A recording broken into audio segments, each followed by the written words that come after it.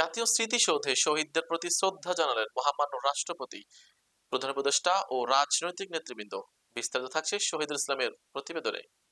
16 December 2025-এর প্রথম প্রহরে রাষ্ট্রপতি ও প্রধান উপদেষ্টা জাতীয় স্মৃতিসৌধে পুষ্পস্তবক অর্পণ করেন। এ সময় তারা কিছুক্ষণ নীরবে দাঁড়িয়ে থেকে শহীদদের আত্মার মাগফিরাত কামনা করেন এবং মহান মুক্তিযুদ্ধের চেতনায় দেশ গড়ার প্রত্যয় ব্যক্ত করেন।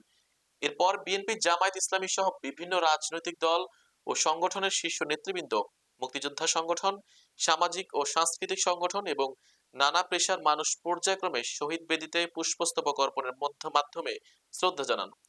শ্রদ্ধা নিবেদন শেষে রাজনৈতিক নেতৃবৃন্দ বলেন, মুক্তিযুদ্ধের চেতনা ও শহীদদের আত্মত্যাগের আদর্শ বাস্তবায়নের মাধ্যমেই একটি গণতান্ত্রিক, মানবিক ও বৈষম্যহীন বাংলাদেশ গড়ে তোলা সম্ভব। তারা মহান মুক্তিযুদ্ধের ইতিহাস সংরক্ষণ ও নতুন প্রজন্মকে সঠিক ইতিহাস জানাতে সবাইকে ঐক্যবদ্ধভাবে কাজ করার আহ্বান জানান। জাতীয় স্মৃতিসৌধ প্রাঙ্গণে এদিন কঠোর নিরাপত্তা ব্যবস্থা গ্রহণ করা হয়। আইন শৃঙ্খলা বাহিনীর সদস্যরা সার্বক্ষণিক দায়িত্ব পালন করেন।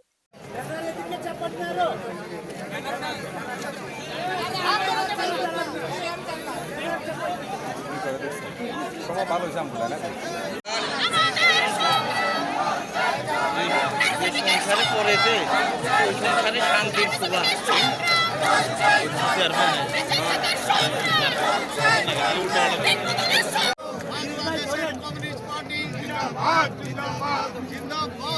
ভাই দিয়ে দেন